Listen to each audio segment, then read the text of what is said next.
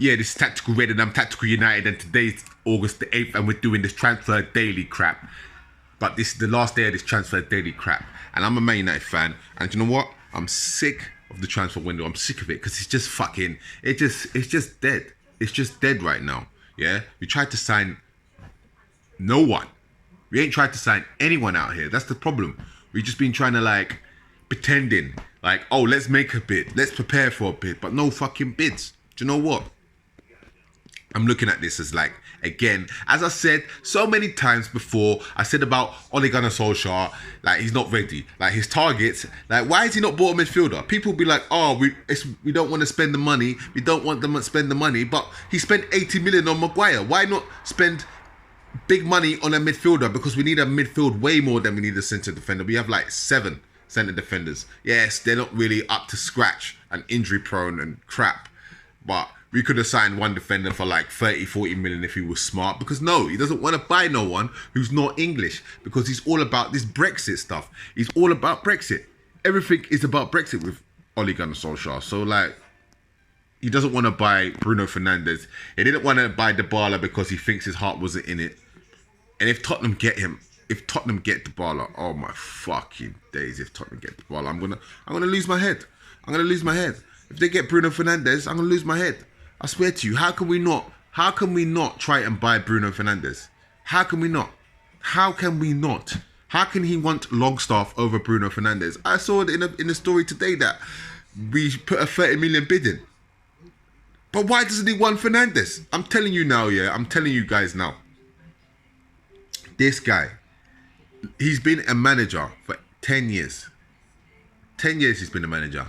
He's not been a really successful manager. He won the league for Molde in 2011 and 2012. He came in the middle of the 2010-11 season and won it. Obviously, not his team. Won it again. Probably not his team. But obviously, he did well to win it again. Fair dues. It's Norway. Let's not forget. It's Norway. Let's not lose that in our mind that it's Norway. Then he didn't win the league in 2013. And then he went to Cardiff halfway through 2013-14 season and failed miserably. Went back to Molde, yeah? Went back to Molde and won nothing. Went back and done nothing. Yeah? Nothing. I'm upset. And now he's our manager. If you look at his CV, Molde, Cardiff, Molde, Manchester United. How the fuck does anyone have that type of CV? He's been in the management for 10 years. People say he's inexperienced. He's been a manager for 10 years. And you can see he's not good enough. You can see his mentality is not good enough. You can see players like Lukaku, Sanchez disrespecting him. You can see people don't really respect him because he's a weak man, because he's inconsistent. He's inconsistent with us. 1 minute he says he's getting rid of all the players. Next minute, all the players are still there, except for Lukaku, who wanted to go. You know what I mean? Next minute he's saying so many players want to play for us, but then they're not playing for us. You can't believe the players that want to sign, the quality of players. What quality of players that want to sign for us? What, English fucking Daniel James or Welsh Daniel James and Maguire and Wan-Bissaka? Don't get me wrong, I like Maguire and I like Wan-Bissaka. I like these two players. I really do. I really think they're good signings for us. But this midfield is weak. And he's tried to sign Longstaff. People think it's who Ollie says he has the final say on transfers. So if he's trying to sign Longstaff, it's because he wants him. It's not because we're gonna get 70 million for Lukaku. You're telling me we don't have 60 million to pay for Bruno Fernandes? Of course we do. But you know what? Ollie doesn't want to spend it on Bruno Fernandes. He just wants British players. Why? Because it makes him feel comfortable. It makes him feel nice. It makes him feel clean. Because he knows foreign players are not stupid. He knows the foreign players is all about technical and tactical abilities, and he doesn't have none of that, so he can't coach these types of players because he's not ready. They won't listen to him. Honestly speaking, it's all about work rate for Ollie. All he cares about is work rate, how hard you run, how fast you run, and that's it. People need to understand that. I mean, I don't know who we're going to sign now. I don't know what players we're going to get. I don't know anything. I just think that if we go into the league with Shaw left back, Maguire, Lindelof, Wan-Bissaka. It's a decent back four, but Shaw, trust me, is a weak link. And people think he's just a weak link. You can just, he's attacking wise, he's very like dodgy. Hold on, there's breaking news. Ryan Sessegnon is signed for Tottenham now. Newcastle signed a defender.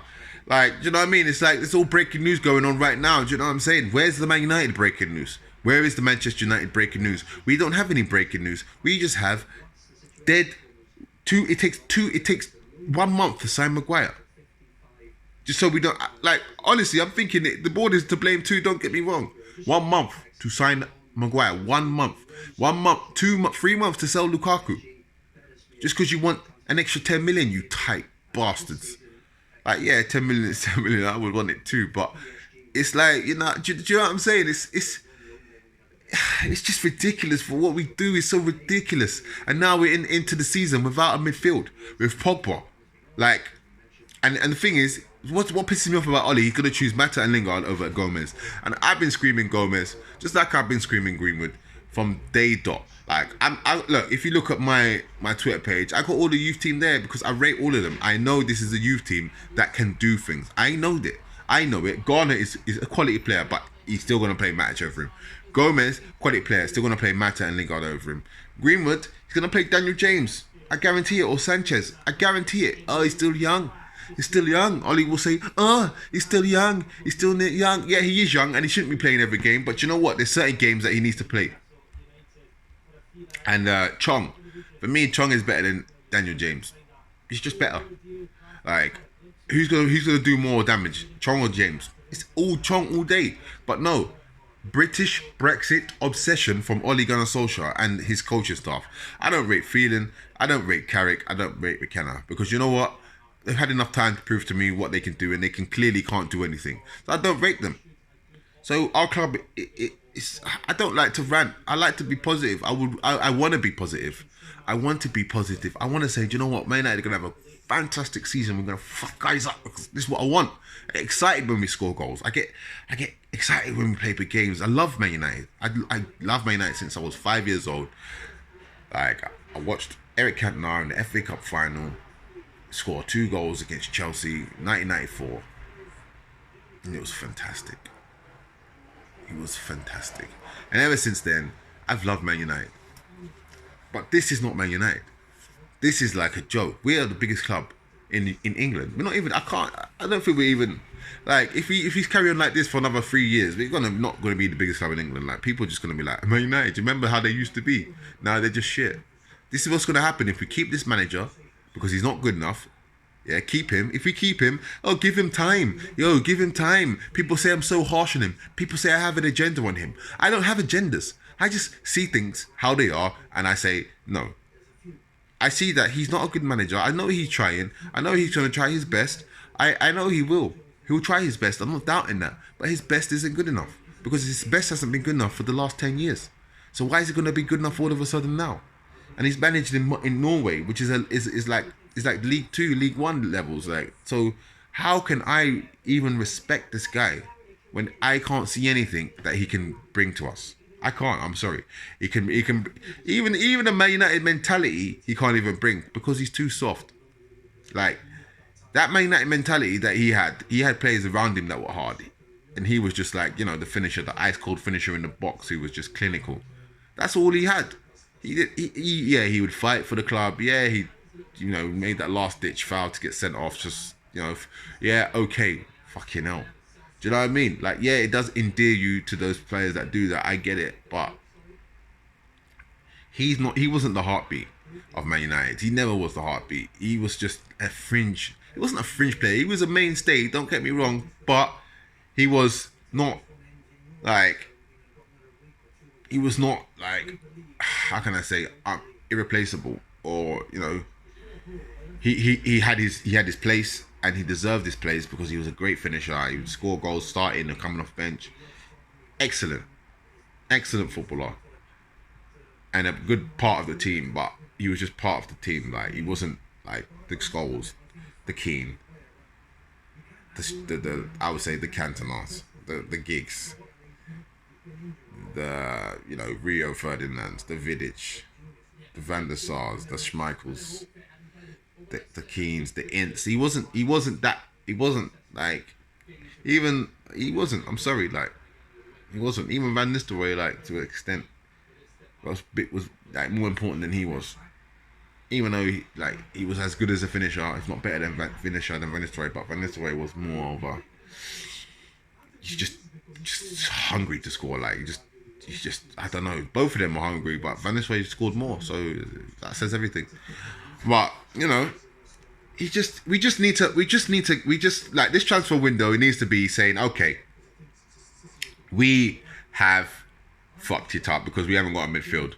If we sign someone in the next, what we got, like, how many hours left? I think there's like 5 hours and 52 minutes left to sign a player. It's not happening, guys. If it does happen, egg on my fucking face. Do you know what I'm saying? But I can't see it. I just can't see it. And we're gonna be playing McTominay. My team would be that back four, as we all know, De Gea. And you know what my midfield would be?